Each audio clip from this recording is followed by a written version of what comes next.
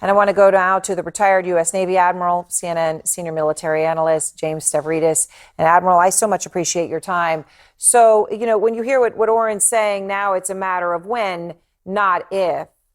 When you see the speed with which the back and forth is happening here, right, that is unprecedented. We have not seen anything like this before. So how much worse do you think this is about to get? Well, let's start with the fact that, yes, it is moving back and forth very rapidly, and we all ought to be very concerned about it.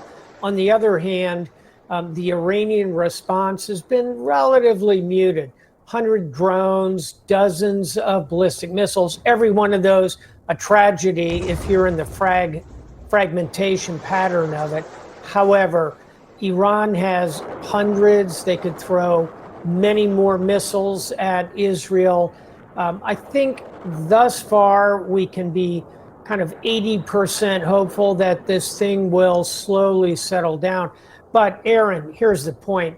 It's a 20% chance that this thing goes sideways, turns into a huge exchange of ordnance. That's what really ought to concern all of us. So when Netanyahu comes out, you talk about this 80-20, and I think everybody is, praying at this point you're right about the 80%. But then you've got Prime Minister Netanyahu who's telling that Iran, quote, I'll quote him, does not know what will hit them.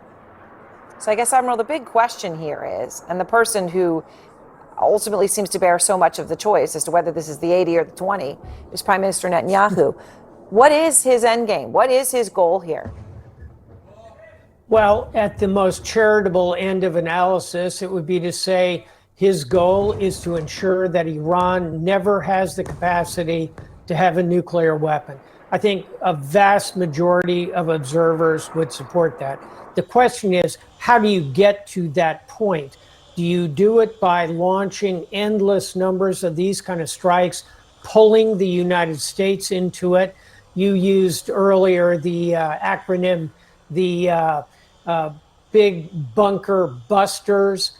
These are massive ordnance penetrators, GBU 57s in my world. I think Bibi Netanyahu would love to pull the United States into this. On the other hand, I'm not sure that's the best place for the United States to be right now. So where do we end up in all this? I think Israel will continue to attempt to degrade the Iranian nuclear facilities. They'll be able to knock them back maybe about a year.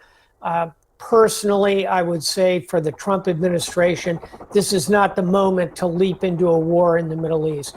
If the Israelis want to continue down this path, let's ensure that there's still a path to diplomacy. I hope these talks unfold on Sunday. There might still be an opportunity there. So, look, the U.S. is saying, well, we weren't involved, we didn't assist. Obviously, they help with air defenses. But, I mean, just to state the obvious, Admiral, to fly 200 fighter jets, as we understand, were involved from Israel over to Iran, the United States would know. They're flying over U.S. bases in U.S. They could be shot down by U.S. forces. So it would seem too cute by half to say the United States didn't know. I think fair would be to say the U.S. was informed. The question is, was the U.S. consulted? Yeah. Did the U.S. give a green light? To my eye, probably not. We'll have to hear more from the administration. But were we informed? Most certainly. And that's appropriate because the Iranian response could go against U.S. assets. We've got 40,000 troops in the region. So very important distinction there. I think we were informed but not consulted about whether to conduct these strikes. Yes, and important, and I know U.S. Military sources who've had to deal with this before have said, that Israel does try to do it that way. They like to inform, not ask. All right, Admiral, thank you so much. I appreciate your time.